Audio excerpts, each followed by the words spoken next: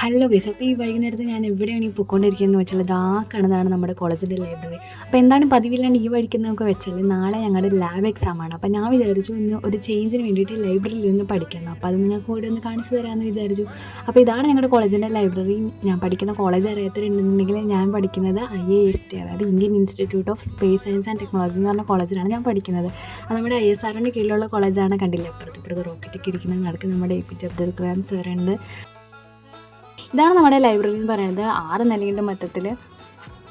താഴെ ഒരു വലിയൊരു റീഡിങ് ഏരിയയും അതേപോലെ സെക്കൻഡ് ഫ്ലോറിൽ ഒരു വലിയ സ്റ്റഡി ഏരിയ ഒക്കെ ഉണ്ട്. പക്ഷേ അവിടെയൊക്കെ നിറച്ച് ആൾക്കാരായതുകൊണ്ട് എനിക്ക് ഒറ്റയ്ക്ക് ഇരുന്ന് പഠിക്കണമെന്നുള്ളതുകൊണ്ടും ഞാൻ എല്ലാ ഫ്ലോറിലും ഇതേപോലെ ചെറിയ ചെറിയ സ്റ്റഡി ഏരിയാസ് ഉണ്ട്. അപ്പോൾ ഞാൻ വിചാരിച്ചു അവിടെ ഇരുന്ന് പഠിക്കാമെന്ന്.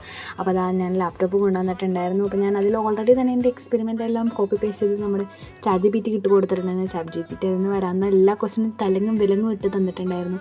അപ്പോൾ അതാ ഞാൻ പുറത്തോട്ടുള്ള വ്യൂ ഒക്കെ നോക്കിയതിന് ശേഷം പഠിക്കാൻ തുടങ്ങി.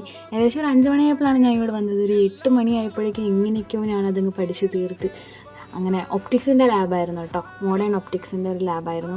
അങ്ങനെ 8 മണിയായപ്പോഴേക്കും അവിടെ അലാറം അടിച്ചു. അപ്പം ഞാൻ എന്താ പുറത്തേക്ക് ഇറങ്ങുമ്പോഴേക്കും രാത്രിയായി. ഇനിയിപ്പോൾ ഞാൻ ഇവിടെ ഒറ്റയ്ക്ക് നടന്ന് ഹോസ്റ്റൽ വരെ പോകണം എന്ന് പറയുമ്പോൾ അപ്പുറത്ത് തന്നെയാണ് ഹോസ്റ്റൽ, അടുത്ത് തന്നെയാണ്.